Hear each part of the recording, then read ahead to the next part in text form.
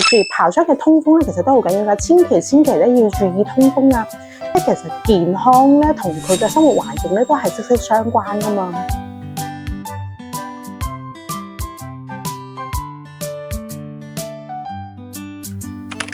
Hello， 大家好，我係 Vanny。今集一齊拍片嘅呢一隻係龜龜。龜龜咧係一隻歐洲陸龜，而且咧龜龜咧佢係男仔嚟㗎。Hello， 今集咧又係一個清潔篇嚟㗎啦，又要夠期搞清潔啦。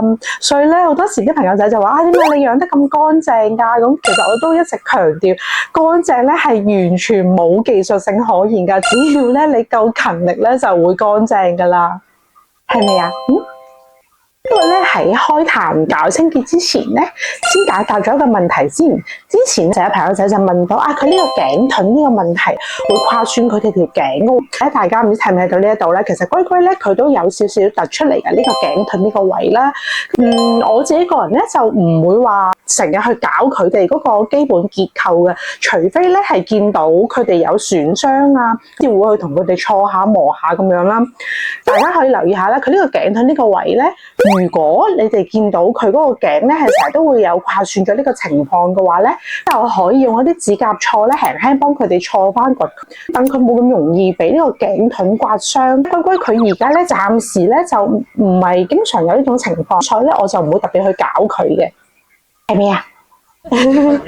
好啦，而家咧就要嚟準備搞清潔啦。原先咧龜龜咧係住喺上面嘅，收養咗豆包之後咧，龜龜搬咗住咗樓下個箱啦，係咪啊？你點解搬咗屋嘅？好啦，而家咧就俾大家睇下龜龜佢嘅破壞力先啦。其實都唔可以話破壞力嘅，呢個係一個正常嘅現象啦。原先咧龜龜就係住喺樓上呢個箱嘅。好啦，攞翻龜龜落嚟先，你呢個 model 嚟嘅你係。而家咧龜龜就搬咗嚟樓下呢度啦。其實咧佢哋全部嘅箱大致嘅設計擺放嘅位咧，我自己個人咧都係安排得差唔多嘅。大家睇下呢啲咧白色一笪笪嘅就係龜龜嘅孫啦，已經乾咗，睇佢整到呢度亂晒。跟住呢度都有啦，呢啲係佢嘅戰績啦，呢啲係佢嘅便便績啦，係咪啊？係咪啊？邊個搞破壞？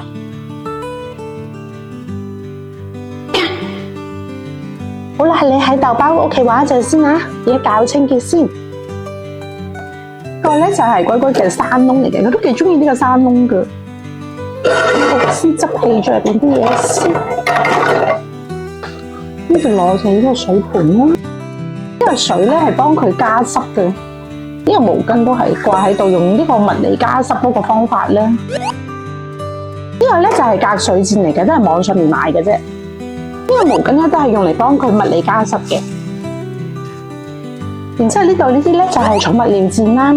咁我自己個人覺得咧，如果底材嗰啲，即係譬如嗰啲樹皮啊、椰泥啊、粟米芯啊嗰啲，如果主人做唔到經常清潔嘅話，底材都係越簡單越好啦。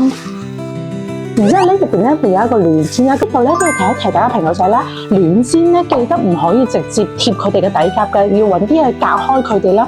咁有一種咧比較硬質嗰種咧，咁嗰種可能就可以直接用嘅。咁但係呢一種軟質嘅咧，都係揾一種墊打一層咧就會比較好啲啦。呢個咧就係濕毛巾嚟嘅，呢個濕毛巾嘅作用咧就係幫佢鋪喺嗰個墊嘅下面咧，都係做呢個物理加濕嘅用途啦。跟住咧，再放翻呢個隔水墊入去咧。呢塊咧就係岩板嚟嘅，然後龜龜最中意嘅山窿。呢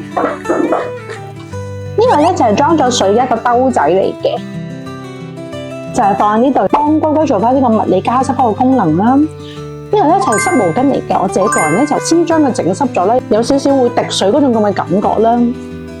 然之後咧就掛翻上去嗰個鈎仔嗰度啦。喺佢慢慢咁樣索水咧，就會可以營造咗一個物理加濕嗰個功能啦。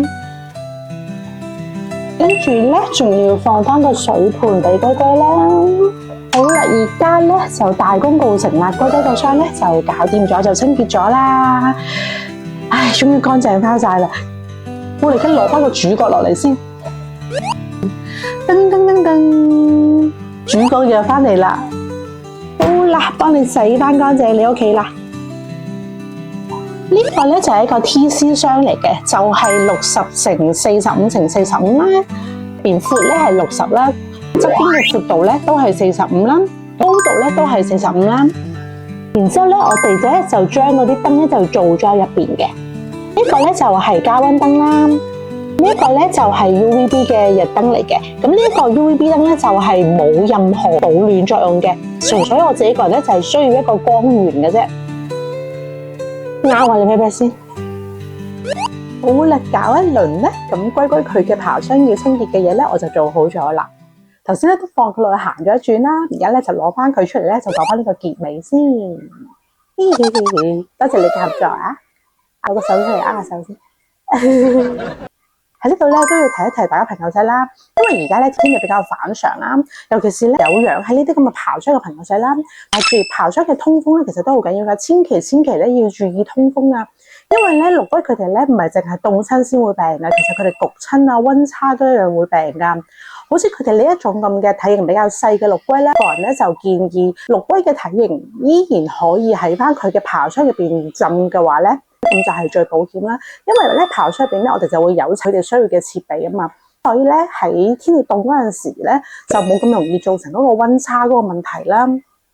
另外咧就係呢個底材嘅問題啦，其實都好大嘅爭議性嘅。咁但係我自己就覺得，如果自己係做唔到經常性去清潔嘅話咧，咁其實底材咧就越簡單越好啦。